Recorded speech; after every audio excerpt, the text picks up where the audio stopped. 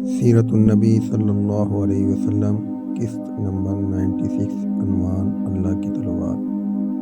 حضرت خالد بن ولید رضی اللہ تعالیٰ عنہ نے پرچم سنبھالتے ہی دشمن پر زبردست حملہ کیا۔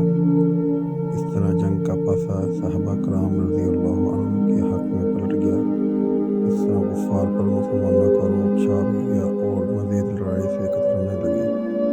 صحابہ کرام رضی اللہ عنہ نے باہمی مشورے سے اس حد تک کامیابی حاصل کرنے کے بعد واپسی اختیار کی۔ حضرت خالد بن ولید رضی اللہ عنہ نے فوج کا امیر بنتے ہی لشکر کا اگلا حصہ پیچھے کر دیا اور پچھلے حصے کو آگے لے آئے۔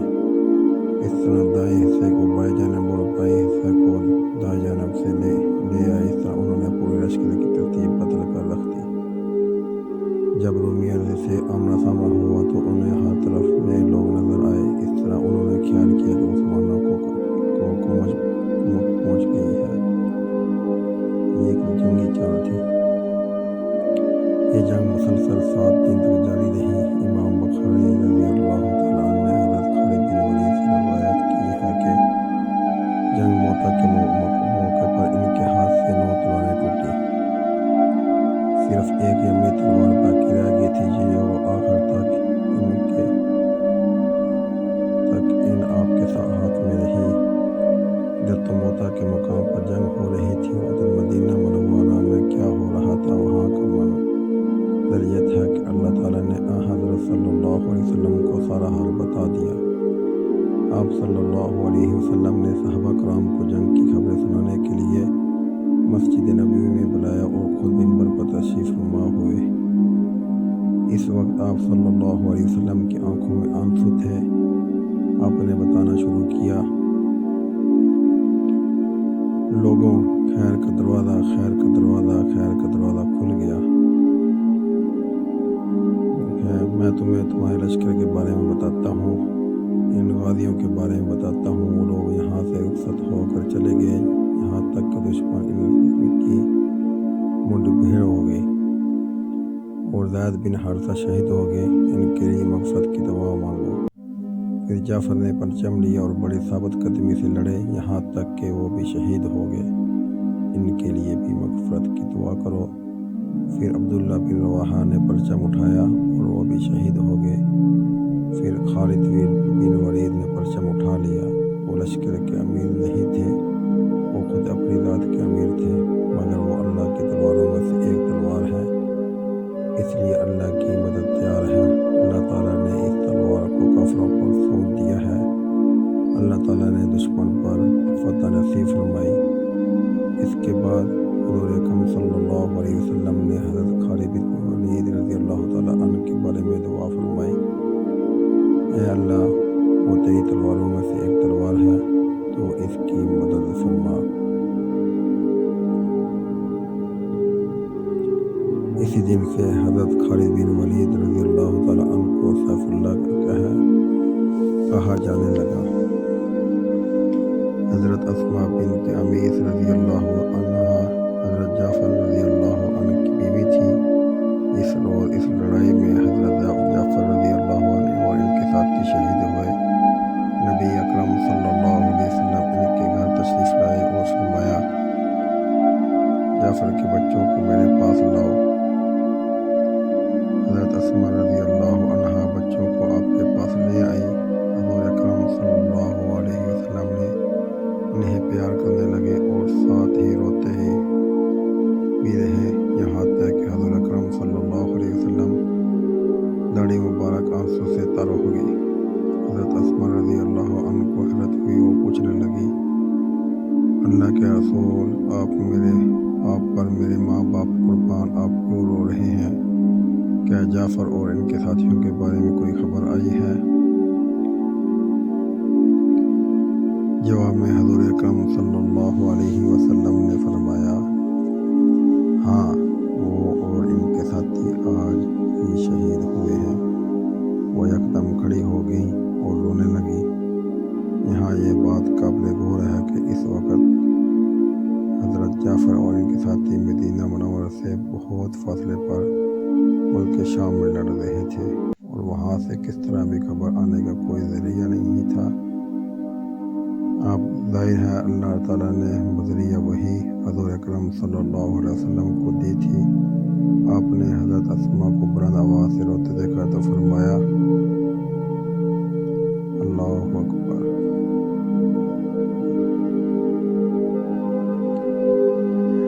اللہ ہمیں بھی جہاد کا جذبہ، جہاد کرنے کی توفیق فرمائے۔ اے اسما، نہ بیان کرنا چاہیے اور نہ رونا پیٹنا چاہیے۔ جلد ہی وہاں عورتیں جمع ہوگی، وہ بھی یہ سب خبر سن کر رونے لگی، نوحہ اور ماتم کرنے لگی۔ کسی نے حضور اکرم صلی اللہ علیہ وسلم کو آ کر بتایا عورتیں بہت ماتم اور نوحہ کر رہی ہیں۔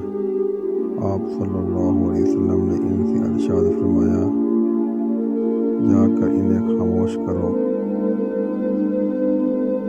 وہ گئے اور جلد ہی واپس آ کر بولے اللہ کے رسول وہ خاموش نہیں ہو رہی۔ حضور اکرم صلی اللہ علیہ وسلم نے ارشاد فرمایا جاؤ انہیں خاموش کرنے کی کوشش کرو، اگر نہ مانے تو ان کے منہ میں مٹی پھینکو۔ اس کے بعد آپ صلی اللہ علیہ وسلم نے حضرت جعفر رضی اللہ عنہ کے بچوں کے بارے میں دعا فرمائی، اے اللہ جعفر بہترین ثواب کے حقدار ہو گئے ہیں، تو ان کی اولاد کو ان کا بہترین جانشین بنا۔ اس کے بعد آپ صلی اللہ علیہ وسلم وہاں سے واپس تشریف لائے اور اپنے گھر والوں سے فرمایا جعفر کی بیوی بچوں سے غافل نہ ہو جانا، آج وہ بہت غمگین ہے، ان کے لیے کھانا تیار کر کے رکھو، تیار کر کے بھیجو۔ حضرت جعفر رضی اللہ عنہ کے بارے میں آپ صلی اللہ علیہ وسلم نے ارشاد فرمایا اللہ تعالیٰ نے جعفر کے دونوں بازوؤں کی جگہ پر دو پر لگا دیے ہیں، وہ ان کے ذریعے جنت میں اڑتے پھرتے ہیں۔ حضرت عبداللہ بن عمر رضی اللہ عنہ کہتے ہیں کہ حضرت جعفر رضی اللہ عنہ کی لاش پر ان کے سینے اور مونڈوں پر کے درمیانی حصے میں 9 زخم آئے تھے، یہ تلوار اور نیزے کے تھے۔ حضرت جعفر رضی اللہ تعالیٰ عنہ اس روز تھے روزے سے حضرت عبداللہ بن عمر کہتے ہیں کہ میں حضرت جعفر کے پاس شام کے وقت پہنچا، وہ میدان جنگ میں زخمی سے چور پڑے تھے۔ میں نے انہیں پانی پیش کیا تو انہوں نے فرمایا میں روزے سے ہوں، تم یہ پانی میرے منہ کے پاس رکھ دو، اگر میں سورج غروب ہونے تک زندہ رہا تو اس پانی سے روزہ افطار کر لوں گا۔ حضرت ابن عمر رضی اللہ تعالیٰ عنہ فرماتے ہیں کہ سورج غروب ہونے سے پہلے ہی وہ شہید ہو گئے۔ حضرت عبداللہ بن عمر سے روایت ہے کہ ایک مرتبہ ہم رسول اللہ صلی اللہ علیہ وسلم کے ساتھ تھے کہ اچانک آپ صلی اللہ علیہ وسلم نے آسمان کی طرف منہ اٹھایا، وعلیکم السلام ورحمۃ اللہ فرمایا۔ لوگوں نے عرض کیا اے اللہ کے رسول یہ آپ نے کیوں فرمایا؟ جواب میں ارشاد فرمایا ابھی میرے پاس سے جعفر ابن ابی طالب فرشتوں کے جمگھٹ میں گزرے ہیں، انہوں نے مجھے اسلام کیا تھا۔ غزوہ موتا سے واپس آنے والے لشکر جب مدینہ منورہ کے قریب پہنچا تو وہ وہیں آ کر اللہ کے رسول اور مسلمانوں نے ان سے ملاقات کی۔ شہر میں بچوں نے اشعار گا کر انہیں خوش آمدید کہا۔ اس وقت آپ صلی اللہ علیہ وسلم اپنی ساری پر تشریف لا رہے تھے۔ ان بچوں کو دیکھ کر فرمایا انہیں اٹھا کر سواریاں پر بٹھا لو اور جعفر کے بچوں کو میرے پاس پیچھے بٹھا دو۔ چنانچہ ایسے ہی کیا گیا۔ اس طرح یہ لشکر مدینہ منورہ میں داخل ہوا۔ 3 لاکھ دشمنوں کے مقابلے میں صرف 3000 صحابہ کرام کا مقابلہ کرنا اور ان کے بے شمار لوگوں کو قتل کر کے لشکر کا صحیح سلامت واپس مدینہ منورہ لوٹ آنا ایک بہت بڑی کامیابی تھی۔ اس بہت بڑی کامیابی پر جس قدر بھی خوشی محسوس کی جاتی کم تھی۔ اس جنگ کے بعد فتح مکہ ہوا۔ یہ غزوہ رمضان 8 ہجری میں پیش آیا۔ حضور اکرم صلی اللہ علیہ وسلم اور قریش کے درمیان حدیبیہ کے مقام پر جو معاہدہ ہوا تھا، اس میں یہ بھی پایا تھا کہ دوسرے عرب قبیلوں سے کوئی قبیلہ بھی دونوں فریقوں میں سے کسی بھی طرف سے اس صلح نامے سے شامل ہو سکتا ہے۔ یعنی اگر کوئی قبیلہ رسول اللہ صلی اللہ علیہ وسلم کی طرف سے اس معاہدے میں شامل ہونا چاہے تو وہ ایسا کر سکتا ہے۔ اس صورت میں وہ ان شرائط کا پابند ہوگا جن کے پابند قریش تھے۔ اس شرط کی روح سے بنی بکر کا قبیلہ قریش کی طرف اور بنی خزاعہ کا قبیلہ رسول اللہ صلی اللہ علیہ وسلم کی طرف سے اس صلح میں شامل ہوا، جبکہ ان دونوں قبیلوں میں بہت پرانی دشمنی تھی۔ دونوں کے درمیان کافی قتل و غارت بھی ہو چکی تھی، خون کے بدلے باقی تھے، لیکن اسلام کے عمل نے ان دشمنیوں کو دبا دیا تھا۔ اب ہوا یہ کہ بنی بکر کے ایک شخص نے رسول اللہ صلی اللہ علیہ وسلم کی شان میں توہین آمیز شعر لکھے اور ان کو گانے لگا۔ بنی خزاعہ کا ایک نوجوان ان اشعار کو سن لیا۔